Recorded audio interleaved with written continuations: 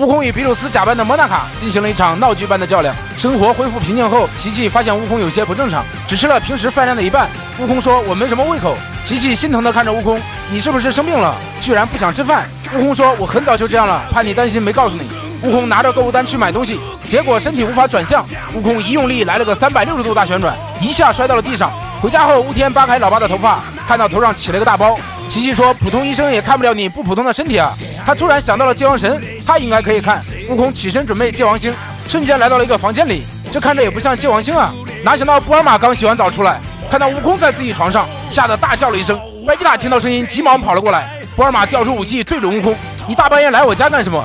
悟空说：“我也不是故意的，我才不会大半夜跑到别人家偷看下垂的胸部呢。”只见他俩顿时脸红了。悟空见贝吉塔生气了，赶紧溜了，又接连去错了好几个地方。第5次终于来到了界王星，界王神给悟空诊断，告诉悟空：“你得的是迟发性乱气症，就是因为你滥用界王拳的后果，没多大问题，过几天就好了。”琪琪正在哄悟天睡觉，悟空没控制好气息，直接将房子撞坏了。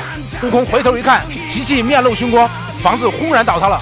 悟饭正在和客户聊天，突然接到一个电话，悟空给悟饭说自己生病了，把房子撞塌了，他们要搬到悟饭家住一段。比拉夫一伙突然出现了，说道：“这是一个巨大的好消息啊！因为悟空一家人过来，比克打算辞掉保姆的工作，但是放心不下小芳又回来了。比拉夫开心坏了，趁他生病之际，打算用他们全部积蓄打造的比拉夫机器人好好报仇。他们正商量着计谋，没想到小芳跑了过来，小五抱起了小芳，好可爱的 baby 啊！比克突然大叫了一声，发现小芳不见了。他们正要分头去找，比拉夫一伙听到吓坏了，赶紧钻进机器人里跑了。他们正庆幸自己跑得快，没想到小五将小芳带了过来，把比拉夫气坏了，让他赶紧扔了。小芳都被吓哭了，打算想小芳拉粑粑了，把大黄的狗鼻子熏坏了，气得比拉夫朝操作台打了一锤，机器立马开始报警了，突然停了下来，然后垂直朝上飞了起来。而悟空他们还在到处找小芳，机器人不断向上飞，都已经飞到太空了。比拉夫他们感觉这下完犊子了，小芳突然爆发出惊人的力量，一下将机器人都引爆了。再看他们都抓着小芳悬在太空中，小芳看着好生厉害，带着他们在太空中遨游，一下又飞到了半空中。比拉夫他们落到了树杈上，说道：“真是太可怕了，这么小都这么厉害，我们又多了一个强敌啊！”悟饭他们回来了，小芳开心地跑了过去。悟空他们累坏了，告诉比弟弟发生的事情。他们以为小芳丢了，原来小芳躺在沙发上睡着了。比弟弟说：“最近总是发生这样的事情呢，看来有着赛亚人基因的小芳也是有着巨大的能量啊！”银河系中一个荒凉的星球，看着是那么阴森恐怖。星球上住着一个汪星人，满脸胡子，脖子上还挂着一个奶嘴儿。突然飞来了一群看着就像坏蛋的人。阿汪说：“你们终于来了。”莫娜卡开着飞船来到了地球，从车上抱下来一箱东西，原来是给布尔玛送货的。布尔玛这正缺人手呢，就让莫娜卡留下来给他帮忙。莫娜卡说：“我还着急送快递呢。”乌天与特南克斯两人正在空中飞行，看到莫娜卡的飞船，好奇地飞了过去，发现莫娜卡不在，两人看到车里有一把宝剑，就在车里耍了起来。乌天拿起了一个娃娃，这娃娃一下膨胀了，将车门给震得锁上了。两个人一看，只能等着了。莫娜卡出来后，着急地送下一个快递，赶紧飞走了，完全不知道两个小家伙还在车上。无论他俩怎么喊叫，莫娜卡都没听到。他俩在车里冻得瑟瑟发抖。来到了送货地点波多福星，就是影片开头的那个行星。停好了飞船，一打开车门，把莫娜卡吓一跳，俩人完全冻成冰雕了。他们用热水泡着脚，身上还是瑟瑟发抖。正说着话呢，汪星人突然跑了过来，一下将莫娜卡撞翻了，他的奶嘴也被撞掉了。原来两个人认识，这个汪星人叫波塔九，那个我们暂且还是叫他汪星人吧。莫娜卡正好是给他送快递的，他激动的一把将莫娜卡抱住了。好久不见啊，我好想你啊！俩人正温存呢，突然出现了一群人，把汪星人吓坏了。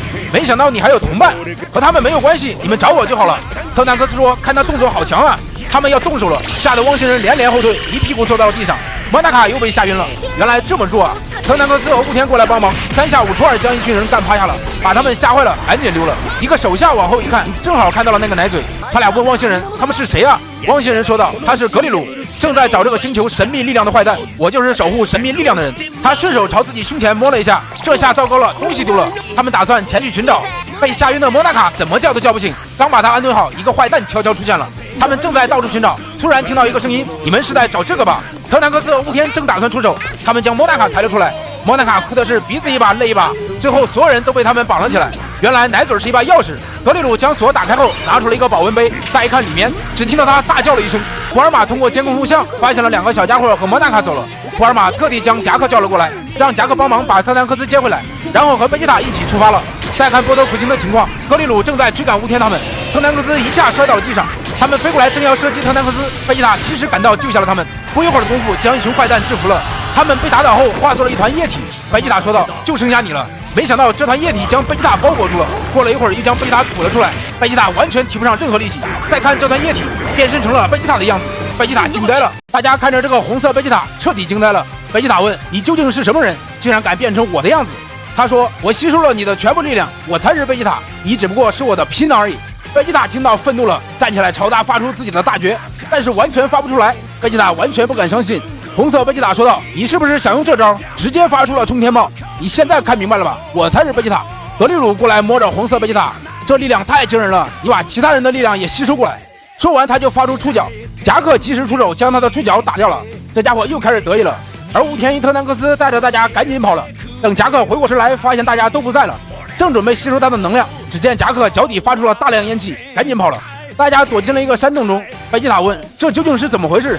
夹克虫说道：“是超人水袭击了我们。”夹克正好过来听到了，跳下来说道：“喝了超人水力量会提升几百倍。”夹克虫说：“并不是这样的，超人水的真实名字叫做肉青炖汤，是我们星球为了自卫而发明的兵器，通过它来吸收敌人的能量进行自卫。但是由于吸收太多的邪恶力量，超人水变得邪恶起来，所以我们为了宇宙的和平，将自己引爆封印住了超人水。而我是星球唯一的幸存者，数百年来一直看守着。”说完，这家伙还洋洋得意。贝吉塔问：“被超人水夺取力量的人会怎样？”甲壳虫支支吾吾地说道：“会慢慢变透明，3到5分钟后消失。”果然，格里鲁他们一个个消失了。甲壳虫说：“击败超人水只有一个办法，就是击倒现在的红色贝吉塔。”格里鲁正在到处找他们，而在一块空地上找到了特南克斯和乌田进行了合体，变身成了乌田克斯。乌田克斯朝他进攻，但是完全碰不到红色贝吉塔，一拳被打了下来，吓得莫纳卡胸前乱颤。乌田克斯在莫纳卡面前极力提气，变身成了超3，而莫纳卡又被吓晕了。贝吉塔说道：“快去战斗！”超3状态的乌田克斯使出一招无敌旋风腿，但是毫无作用。乌田克斯使出闪光轰炸机，地面上的人都被吓坏了。哪想到2个贝吉塔说的完全一样，这种小孩伎俩也想跟我打。夹克突然发现贝吉塔的身体变透明了，乌田克斯朝他再次攻击，没想到一拳被 KO 了。而悟空还在界王星进行了修炼，看来界王他们每天也是不得安宁。界王突然看到了贝吉塔和乌田克斯在战斗，悟空也感受到了战斗的气息。乌田克斯被打得节节败退，一拳被打到了地面上。合体时间也到了，红色贝吉塔说道：“不愧是我的儿子。”正打算消灭他们，悟空突然出现阻止了他。“你想干嘛，贝吉塔？”2个人同时说道：“卡卡罗特。”悟空一下懵逼了，怎么2个贝吉塔？贝吉塔说：“快打死这个家伙，不然我会死掉的。”格里鲁让红色贝吉塔吸收掉悟空的能量，而红色贝吉塔依然有着贝吉塔骄傲的灵魂，完全不听他的话。格里鲁这个母体开始惩罚红色贝吉塔，而他忍受着痛苦，要消灭这个唧唧歪歪的家伙，一拳将格里鲁打飞了。有着贝吉塔全部力量的超人水